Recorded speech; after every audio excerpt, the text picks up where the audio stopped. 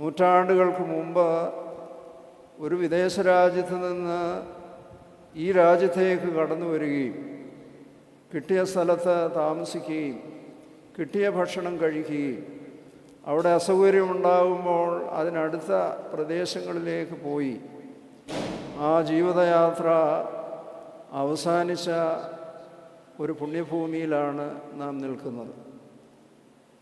ഇന്നത്തെ പോലെ വിദേശയാത്ര അത്ര സുഗമമല്ലാത്ത ഒരു കാലഘട്ടത്തിൽ 17-ാം നൂറ്റാണ്ടിൽ കരമാർഗമായാലും കടൽ മാർഗമായാലും വളരെയേറെ യാതനകളും സഹിച്ച് വലിയ ഭാഷയുടെ പ്രതിസന്ധിയുണ്ട്.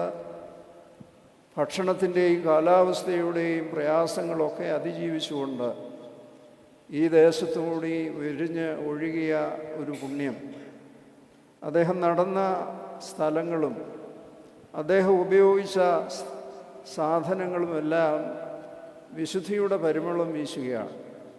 കയറും പാളയും താമസിച്ച സ്ഥലങ്ങളും ഒക്കെ പുണ്യഭൂമിയായി മാറത്തക്കവണ്ണം വളരെ സുഗന്ധം വീശത്തക്ക ഒരു സൗഹൃദ വിശുദ്ധ ജീവിതം അത് അളക്കുവാൻ നമുക്ക് സാധിക്കുകയില്ല, അനുഭവിക്കുവാൻ നമുക്ക് സാധിക്കും.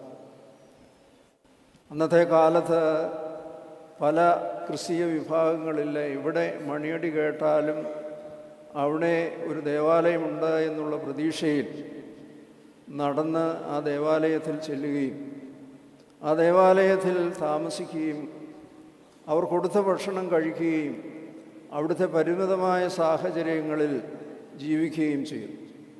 ചില പള്ളിക്കാരൊക്കെ കുത്തിയിളക്കി അവിടെ നിന്ന് വിട്ടു. മറ്റു ചിലർ ആദരവോടെ അദ്ദേഹത്തെ സ്വീകരിക്കുകയും ബഹുമാനിക്കുകയും ചെയ്തു. ഒരു ഭാണ്ഡക്കെട്ട്, ഇന്നത്തെ പോലെ സൂട്ട് കേസൊന്നും കാണുകയില്ല. അല്പം വസ്ത്രവും പ്രാർത്ഥനാ പുസ്തകങ്ങളുമായി ഈ മണിയുടെ നാദം കേൾക്കുന്ന പുരാതന ദേവാലയങ്ങളിൽ കടുതുരുത്തിയിലായാലും മണർകാട്ടായാലും പുത്തൻകാവിലായാലും കല്ലടയായാലും അദ്ദേഹം നടന്ന വഴിത്താരകളെയെല്ലാം വിശുദ്ധീകരിച്ചുകൊണ്ട് നൂറ്റാണ്ടുകൾക്ക് ശേഷവും ആ വിശുദ്ധി നമുക്ക് അനുഭവവേദ്യമായി തീരത്തക്കവണ്ണം ഒരു പുണ്യമനുഷ്യൻ നമ്മുടെ ഇടയിൽ ജീവിച്ചു എന്നുള്ളത് വലിയ ഒരത്ഭുതമാണ്. നമ്മുടെയൊക്കെ ഓർമ്മകൾ വളരെ പരിമിതമാണ്. ഇവിടെ ഇരിക്കുന്നവർ അവരുടെ വല്യപ്പൻ്റെ അപ്പൻ്റെ പേരെന്താണെന്ന് ചോദിച്ചാൽ എത്ര പേർക്ക് ഓർക്കാൻ സാധിക്കുമെന്ന് വിചാരിച്ചാൽ ഓരോരുത്തരും ആലോചിച്ച് നോക്കിയാൽ മതി. കാരണം ഒരു 3 തലമുറയ്ക്ക് അപ്പുറത്തോട്ട് നമ്മുടെ ഓർമ്മയും അറിവും കടന്നു പോവുകയില്ല. താഴോട്ടും അങ്ങനെ ഒരു 3 തലമുറ. അതിനപ്പുറത്തോട്ട് വലിയ പ്രശസ്തരോ അല്ലെങ്കിൽ അതേപോലെയുള്ളവരോ ഒക്കെയാണ് ചിലപ്പോൾ ഓർത്തെന്നിരിക്കും. എന്നാൽ ഈ 3 തലമുറയ്ക്കപ്പുറത്ത് 3 നൂറ്റാണ്ടുകൾ കഴിഞ്ഞിട്ടും ഓർമ്മയുടെ പരിമളം വീശിക്കൊണ്ട് നിൽക്കണമെങ്കിൽ അതൊരു വലിയ അത്ഭുത പ്രതിഭാസമാണ്.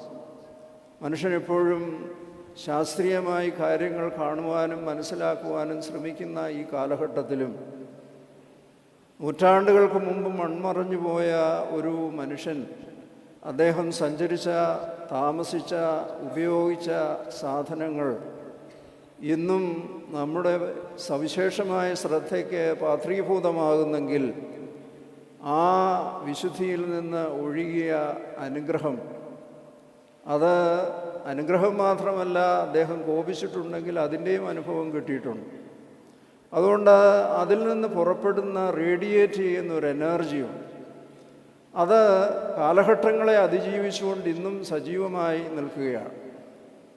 ഇന്ന് ശ്ലീഹ വായിച്ചപ്പോൾ നിങ്ങൾ ശ്രദ്ധിച്ചെങ്കിൽ അറിയാം, പത്രോസിൻ്റെയും പൗലോസിൻ്റെയും ഒക്കെ ജീവിതത്തെ അധികരിച്ചുകൊണ്ട് അവരുടെ ദേഹത്ത് നിന്ന് ഉത്തിരിയും റൂമാലുമൊക്കെ രോഗികളുടെ മേൽ കൊണ്ടിടുമ്പോൾ അവർ സുഖം പ്രാപിക്കുന്നതായി വായിക്കും.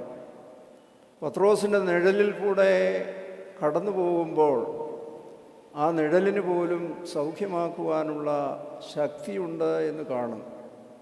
അപ്പോൾ ആ ശരീരത്തിൽ നിന്ന് പുറപ്പെടുന്ന ഒരു വലിയ സ്വർഗീയമായ കിരണങ്ങൾ, ആ കിരണകാന്തി നൂറ്റാണ്ടുകളെ അതിജീവിച്ചുകൊണ്ട് നമ്മുടെ സ്മരണയിലും ഇന്നും നിലനിൽക്കുകയാണ്. നമ്മളെല്ലാം ഈ ലോകത്തിൽ അനന്ത സാധ്യതകളോടുകൂടിയാണ് ജനിച്ചിരിക്കുന്നത്. നമുക്കൊക്കെ അതേപോലെ ആയിത്തീരുവാനുള്ള അവസരവും സാഹചര്യവും ഒക്കെ ഉണ്ട് എങ്കിലും നമ്മളൊക്കെ സാധാരണക്കാരായി ഈ ലോകം വിട്ട് കടന്നു പോവുകയാണ്. നമ്മുടെ സ്മരണ ഫെയ്ഡായിക്കൊണ്ടിരിക്കുമ്പോൾ ചിലരുടെ ഓർമ്മ നൂറ്റാണ്ടുകളെ അതിജീവിച്ചു വരണമെങ്കിൽ ആ ജീവിതത്തിൽ നിന്ന് പ്രസരിച്ച പുണ്യം വളരെ വലുതാണ്. ഗീവർഗീയ സഹത 30 വയസ്സ് അല്ലെങ്കിൽ 40 വയസ്സിനുള്ളിൽ കടന്നുപോയ ഒരു സാധാരണ പടയാളി ഈ ദേശങ്ങളിലൊന്നും വന്നിട്ടില്ല എങ്കിലും അദ്ദേഹത്തിൻ്റെ സ്മരണ നമ്മെ എത്രമാത്രം ആവേശഭരിതരും സന്തോഷചിത്തരും അനുഗ്രഹീതരുമാക്കി തീർക്കുന്നു എന്നുള്ളത് ആ പെരുന്നാൾ ആഘോഷിക്കുന്ന ഓരോരുത്തർക്കും വ്യക്തിപരമായി അറിയാവുന്ന കാര്യമാണ്. അതുകൊണ്ട് നമ്മളിൽ സംഗ്രഹിച്ചിരിക്കുന്ന ഈ വിശുദ്ധി അത് ഒരു കനൽ പോലെ അത് ഊതി ആളിക്കത്തിച്ച് ആ ജീവിത വിശുദ്ധിയുടെ സ്മാരകങ്ങൾ നിർമ്മിക്കുവാൻ നമുക്ക് സാധിക്കണം. നമ്മളിന്ന് അനേകം സ്മാരകങ്ങളൊക്കെ ഉണ്ടാക്കാറുണ്ട്. ജീവനോടിരിക്കുമ്പോൾ കാലങ്ങൾക്ക് ശേഷം എന്നെക്കുറിച്ച് വായിക്കേണ്ടത് ഇങ്ങനെയാണ് എന്ന് കരുതി ഒന്നിൽ പുസ്തകമോ അല്ലെങ്കിൽ സ്മാരകങ്ങളോ ശിലാഫലകങ്ങളോ ഒക്കെ സ്ഥാപിക്കും. എന്നാൽ അന്ത്രയോസ് ബാവ ഒരു പുസ്തകവും എഴുതിയിട്ടില്ല, ഒരു ശിലാഫലവും സ്ഥാപിച്ചില്ല. അദ്ദേഹത്തെ ഏൽപ്പിച്ച കൃത്യത്തിൽ ഭക്തിയോടെ യാമപ്രാർത്ഥനകൾ നടത്തി, കഴിവുള്ളിടത്തോളം ആളുകൾക്ക് നന്മകൾ ചെയ്തു, ആരോടും പ്രതിരോധിക്കാതെ സൗകര്യം കിട്ടിയ സ്ഥലത്ത് കിട്ടിയ ഭക്ഷണം കഴിച്ച് കിട്ടിയ സൗകര്യത്തിൽ താമസിച്ച് ആ പർണശാലകളെയെല്ലാം അനുഗ്രഹീതമാക്കി തീർത്തു എന്നുള്ളതാണ്. അതാണ് മറ്റെല്ലാ സ്മാരകങ്ങളെക്കാൾ ഉറക്കെ സംസാരിക്കത്തക്ക വിധം ആ വിശുദ്ധി ഇന്നും നമ്മളോട് സംസാരിക്കും. ഉൽപ്പത്തി പുസ്തകത്തിൽ ഹാനോക്കിനെ കുറിച്ച് പറയുന്നുണ്ട്. അവൻ മരണം കാണാതെ എടുക്കപ്പെട്ടു, അവൻ മരിച്ച ശേഷവും സംസാരിച്ചു കൊണ്ടിരിക്കും. മരിച്ച ശേഷവും ജീവനോടിരിക്കുമ്പോൾ സംസാരിച്ചതിനേക്കാൾ അധികമായി നമ്മുടെ ഹൃദയത്തോട് സംവദിക്കുവാൻ തക്കവണ്ണം ഈ അദൃശ്യലോകം വളരെ ശ്രേഷ്ഠമായ ഒന്നാണ്. നമ്മൾ പലപ്പോഴും ഈ ലോകത്ത് ജീവിക്കുമ്പോൾ നമ്മൾ ഈ കാണുന്നത് മാത്രമാണ് യാഥാർത്ഥ്യം, ഈ കാണുന്നതിലാണ് നമ്മുടെ സുഖം, സൗഖ്യം, ശ്രേഷ്ഠത എന്ന് കരുതി ഈ കാര്യങ്ങൾക്ക് വേണ്ടി പരാക്രമമെടുക്കുന്ന, യുദ്ധം ചെയ്യുന്ന ഒക്കെയുള്ള ആളുകൾ ഓരോരുത്തരും ഓർക്കുന്നതാണ്. ഇന്ന് മധ്യ പൂർവ്വദേശത്തെല്ലാം വളരെ കരിനിഴൽ പരത്തിക്കൊണ്ട് മനുഷ്യൻ്റെ അത്യാഗ്രഹവും അഹങ്കാരവും വളരെ ഭീതിജനകമായൊരു സാഹചര്യം സൃഷ്ടിച്ചിരിക്കുകയാണ്. നമ്മുടെയൊക്കെ ഒരുപാട് ആളുകൾ തിങ്ങിപ്പാർക്കുന്ന ഗൾഫ് മേഖലകളെല്ലാം വളരെ അശാന്തിയുടെയും അരക്ഷിതത്വത്തിൻ്റെയും സാഹചര്യത്തിൽ കഴിയുകയാണ്. അവരെയൊക്കെ ഓർത്ത് പ്രാർത്ഥിക്കുവാനും ഇതിനൊക്കെ നേതൃത്വം നൽകുന്നവർക്ക് നല്ല ബോധം കൊടുക്കുവാനും ഇതിലൊക്കെ അകപ്പെടുന്ന സ്ത്രീകൾ, കുട്ടികൾ, രോഗികൾ, അനാഥരായിട്ടുള്ള ആളുകൾ അവരെയൊക്കെ ഓർത്ത് പ്രാർത്ഥിക്കുവാനുള്ളൊരവസരമാണ്. ലോകത്തിൽ അസ്വസ്ഥതകൾ നിറയുന്നത് ഇതുപോലെയുള്ള വിശുദ്ധരുടെ അഭാവമാണ്. യഹോവയെ രക്ഷിക്കണമേ, ഭക്തന്മാർ ഇല്ലാതെ പോകുന്നുവെന്ന് വിളിച്ചു പറയുകയാണ്. ഈ ഭക്തന്മാരാണ്, അവരുടെ പ്രാർത്ഥനയാണ് ലോകത്തെ നിയന്ത്രിക്കുന്നത്, ശക്തിപ്പെടുത്തുന്നത്, അതിൻ്റെ ഗതികളെ നിയന്ത്രിക്കുന്നു. പരിശുദ്ധനായ പരിമല തിരുമേനി 54 വർഷം മാത്രമേ ജീവിച്ചു. ജീവിത സായാഹ്നം മുഴുവനും രോഗിയായിട്ടാണ് അദ്ദേഹം കടന്നുപോയത്.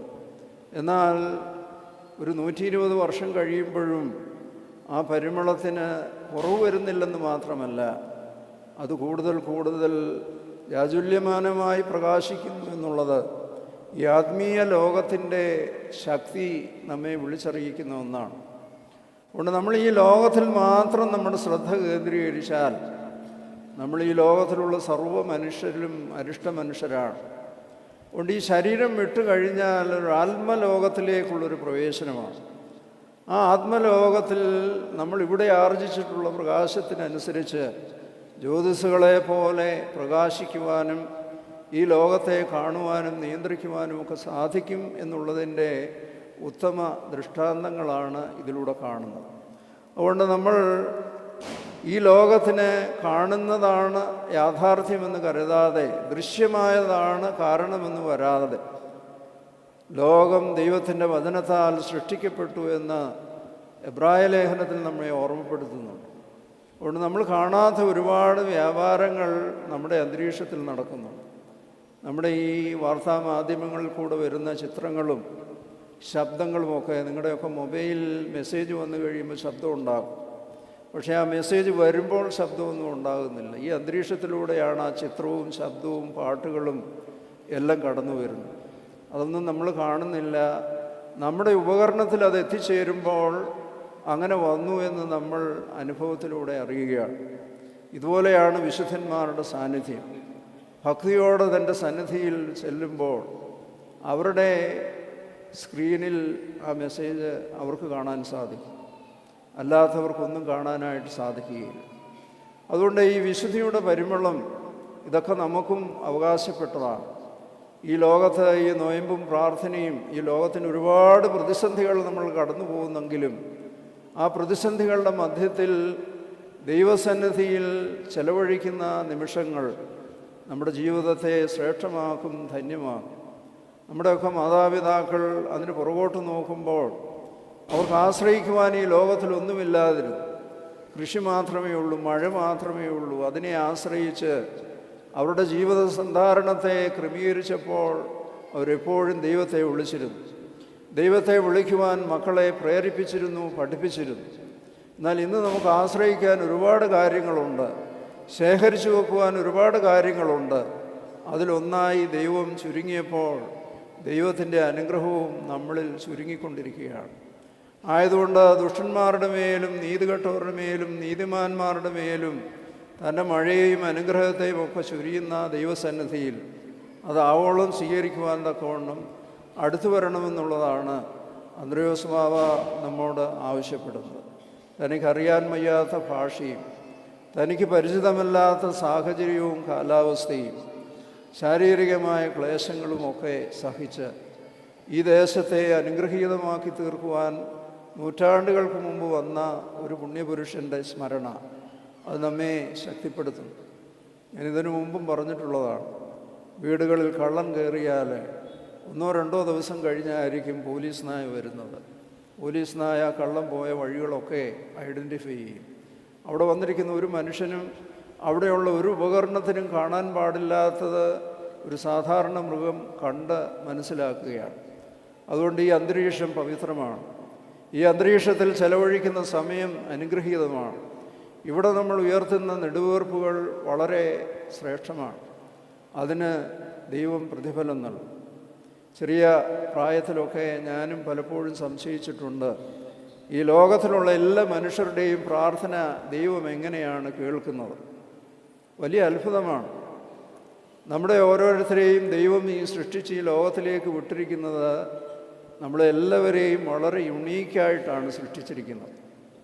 ഇവിടെ ഇരിക്കുന്ന 1000 പേരുണ്ടെങ്കിൽ അവരുടെ 1000 പേരുടെയും തലമുടി വ്യത്യസ്തമാണ്, കയ്യിലെ രേഖകൾ വ്യത്യസ്തമാണ്, ശരീരത്തിലെ ഓരോ ക്രമീകരണങ്ങളും വ്യത്യസ്തമാണ്. അതൊക്കെ മനുഷ്യൻ ഇന്ന് ചെറുതായിട്ട് കണ്ടുപിടിച്ച് വരുന്നതേ ഉള്ളൂ. എന്നാൽ സൃഷ്ടാവ് തൻ്റെ വിശാലമായ ആ സാന്നിധ്യത്തിൽ ഇത്രയും സാധ്യതകളോടുകൂടി നമ്മളെ ഓരോരുത്തരെയും ഈ ലോകത്തിലേക്ക് അയക്കുമ്പോൾ നമ്മൾ ഓരോരുത്തരും സൃഷ്ടിക്കുന്ന ചെറിയ ചെറിയ ചലനങ്ങൾ അത് ദൈവസന്നിധിയിൽ വിലപ്പെട്ടതാണ്, അവിടെ ശേഖരിക്കുന്നതാണ്, അവിടെ ഓർമ്മിക്കപ്പെടുന്നതാണ് എന്ന് നാം ഓർക്കേണ്ടതാണ്. അതുകൊണ്ട് ഇവിടെ നമ്മൾ സമർപ്പിക്കുന്ന നെടുവീർപ്പുകൾ കാണിക്കകളല്ല. കാണിക്കകളൊക്കെ എണ്ണി അങ്ങോട്ടും ഇങ്ങോട്ടുമൊക്കെ പോകും. പക്ഷേ നമ്മുടെ നെടുവീർപ്പുകളും പ്രാർത്ഥനകളും ദൈവസന്നിധിയിൽ വിലപ്പെട്ടതാണ്. ആ കൊണ്ടുവന്നവരുടെ വിശ്വാസം കൊണ്ട് ആ തളർവാദി രോഗിയെ സൗഖ്യമാക്കിയതുപോലെ നമ്മുടെ പ്രാർത്ഥന ഈ സമൂഹത്തെ മുഴുവൻ നിയന്ത്രിക്കുവാൻ, ശുദ്ധീകരിക്കുവാൻ, ക്രമീകരിക്കുവാൻ കേൾപ്പുള്ളതാണ്. ആയതുകൊണ്ട് ദൈവസന്നിധിയിലേക്ക് അടുത്തു വരുന്ന ഈ സാഹചര്യത്തിൽ ആ പുണ്യപുരുഷൻ നൂറ്റാണ്ടുകൾക്ക് മുമ്പ് കടന്നുപോയെങ്കിലും ഇന്നും നമ്മളോട് സംസാരിച്ചു കൊണ്ടിരിക്കും. ഹാനോക്ക് മരണം കാണാതെ എടുക്കപ്പെട്ടുവെങ്കിലും മരണശേഷവും സംസാരിക്കുന്നത് പോലെ നമ്മുടെ ഹൃദയാന്തരത്തിൽ ആ പിതാവ് സംസാരിക്കുകയാണ്. നിങ്ങൾ എളിമയുള്ളവരാകണം, നിങ്ങൾ ദയവുള്ളവരാകണം, നിങ്ങൾ താഴ്മയുള്ളവരാകണം, അഹങ്കാരവും ആർഭാടവും ഒഴിവാക്കണം, സ്നേഹമുള്ളവരാകണം, മറ്റുള്ളവരെ കരുതുന്നവരാകണം. നിങ്ങളുടെ സമ്പാദ്യം നീതിയുള്ളതാകണം. അങ്ങനെ സമ്പാദിക്കുന്ന സമ്പാദ്യമേ നമുക്ക് പ്രയോജനകരമായി തീരുകയുള്ളൂ. ഇങ്ങനെ ഒരുപാട് കാര്യങ്ങൾ ആ പിതാവ് നമ്മോട് സംവദിച്ചുകൊണ്ടിരിക്കുകയാണ്. അതുകൊണ്ട് ദൈവസന്നിധിയിൽ പ്രാർത്ഥിക്കുവാനുള്ളൊരവസരമാണ്. ആ പ്രാർത്ഥന ഒരിക്കലും നഷ്ടമായി പോവുകയില്ല. അത് നമ്മുടെ ജീവിതത്തിൽ, നമ്മുടെ ആത്മാവിൻ്റെ പ്രകാശനത്തിന് അത് വളരെ പ്രയോജനപ്പെട്ടതാണ്. ആത്മലോകത്തിലേക്ക് പ്രവേശിക്കുമ്പോൾ അങ്ങനെ ശോഭയുള്ള ആത്മാക്കൾ, അവരുടെ സ്മരണ ശ്രേഷ്ഠമായി തീരും. അതുകൊണ്ട് പ്രാർത്ഥിക്കാതെ കടന്നു പോയാൽ അതൊക്കെ ഇരുണ്ട ആത്മാക്കളാണ്, അവരെ താഴേക്ക് പോകും. എന്നാൽ മറ്റേത് ജ്യോതിസുകളെ പോലെ പ്രകാശിക്കും. അതിലൊരാളാണ് ഈ അന്ത്രയോസ് ബാവ. ഇതുപോലെയുള്ള വിശുദ്ധന്മാരുടെ സ്മരണ നമ്മെ കൂടുതൽ വിശുദ്ധിയിലേക്ക് നയിക്കട്ടെ. ഒരുവൻ എനിക്ക് വേണ്ടിയും എൻ്റെ രാജ്യത്തിന് വേണ്ടിയും കഷ്ടം അനുഭവിക്കുമ്പോൾ അവനെ ഞാൻ ഏറ്റുപറയും എന്ന് നമ്മുടെ കർത്താവ് വാഗ്ദാനം ചെയ്തിട്ടുണ്ട്. ഒരുവൻ എന്നെ തള്ളിപ്പറഞ്ഞാൽ അവനെയും ഞാൻ തള്ളിപ്പറയും. എന്നാൽ എല്ലാവരെയും സ്വീകരിക്കുവാനായി കരുതിയിരിക്കുന്ന ദൈവത്തിൻ്റെ സന്നിധിയിൽ അടുത്തു വരുവാനുള്ളൊരവസരമാണ്. ഇന്ന് സംഘാതമായി ഒരു ബലഹീന മനുഷ്യനെ ദൈവസന്നിധിയിലേക്ക് അടുപ്പിച്ചതുപോലെ നമ്മൾ ഓരോരുത്തരും ചോദിക്കണം, ദൈവസന്നിധിയിലേക്ക് ഒരാളെ കൊണ്ടുവരുവാൻ എൻ്റെ ആയുസ്സിൽ സാധിച്ചിട്ടുണ്ടോ? എനിക്ക് 60, 80, 90 വർഷം ഞാൻ ജീവിച്ചെങ്കിലും ഒരു മനുഷ്യനെയെങ്കിലും ദൈവസന്നിധിയിലേക്ക് കൊണ്ടുവരുവാൻ, എനിക്ക് പ്രയോജനമില്ലാത്ത ഒരാൾക്ക് വേണ്ടിയെങ്കിലും പ്രാർത്ഥിക്കുവാൻ, അവനെ ഓർത്ത് നൊയമ്പ് നോക്കുവാൻ, ഉപവസിക്കുവാൻ എൻ്റെ ജീവിതത്തിൽ സാധിച്ചിട്ടുണ്ടോ എന്ന് ചിന്തിക്കുവാനും അങ്ങനെയൊക്കെ ചെയ്യുന്നതാണ് നമ്മുടെ നിക്ഷേപമായി നമ്മുടെ ജീവിതത്തിൻ്റെ ആത്മാവിൻ്റെ പ്രകാശനത്തിന് മുഖാന്തരമായി തീരുന്നത്. ആയതുകൊണ്ട് നീതിമാനെന്ന നിലയിൽ ഈ ചെറിയവരിൽ ഒരു ഗ്ലാസ് പച്ചവെള്ളമെങ്കിലും കൊടുത്താൽ അവനവൻ്റെ പ്രതിഫലം നഷ്ടമാകുകയില്ല. വെറും പച്ചവെള്ളത്തെക്കുറിച്ചാണ് പറയുന്നത്, പക്ഷേ അത് പ്രതിഫലം ലഭിക്കുന്നതാണ് എന്ന് ഓർക്കുവാനും, ഇവിടെ നിങ്ങൾ ചെലവഴിക്കുന്ന സമയം ഈ പുണ്യപൂരിതമായ ഈ പുണ്യഭൂമിയിൽ നിങ്ങൾ കടന്നു വരുമ്പോൾ നിങ്ങൾ കൊണ്ടുവരുന്ന നിങ്ങളുടെ പ്രാർത്ഥനകളും നെടുവീർപ്പുകളുമെല്ലാം വിശുദ്ധീകരിച്ച് പുതിയ മനുഷ്യരായി നിങ്ങളുടെ സ്ഥലത്തേക്ക് പോകുവാൻ തക്കവണ്ണം ഈ പെരുന്നാൾ ആഘോഷങ്ങൾ നമ്മെ സഹായിക്കട്ടെ. ഇപ്പോഴുള്ള എല്ലാ പെരുന്നാളുകളിലും ആവശ്യത്തിൽ കൂടുതൽ ശബ്ദവും, ആവശ്യത്തിൽ കൂടുതൽ പ്രകാശവും, ആവശ്യത്തിൽ കൂടുതൽ ആർഭാടവും കടന്നു വരുമ്പോൾ ഹൃദയം നുറുങ്ങി ദൈവസന്നിധിയിൽ അർപ്പിക്കുന്ന പ്രാർത്ഥനയാണ്. ആടോ മാടോ ചങ്ങാലിയോ കുറുബാവിനെയോ ഒന്നും ഞാൻ ആഗ്രഹിക്കുന്നില്ല. നിങ്ങളുടെ 2 തുള്ളി കണ്ണുനീരാണ് വിലപ്പെട്ടത് എന്ന് ഓർമ്മപ്പെടുത്തിക്കൊണ്ട് സന്തോഷത്തോടെ സമാധാനത്തോടെ തിരിച്ചു പോകുവാൻ തക്കവണ്ണം ഈ പുണ്യ പിതാവിൻ്റെ സ്മരണ നമ്മെ ശക്തിപ്പെടുത്തട്ടെ എന്ന് പ്രാർത്ഥിക്കുന്നു. ദൈവത്തിൻ്റെ കൃപ സമൃദ്ധിയായ നിങ്ങൾക്കെല്ലാവർക്കും ലഭിക്കട്ടെ എന്ന് പ്രാർത്ഥിച്ചുകൊണ്ട് ഞാൻ എൻ്റെ വാക്ക് ചുരുക്കുന്നു. ദൈവം നമ്മെ എല്ലാവരെയും അനുഗ്രഹിക്കട്ടെ.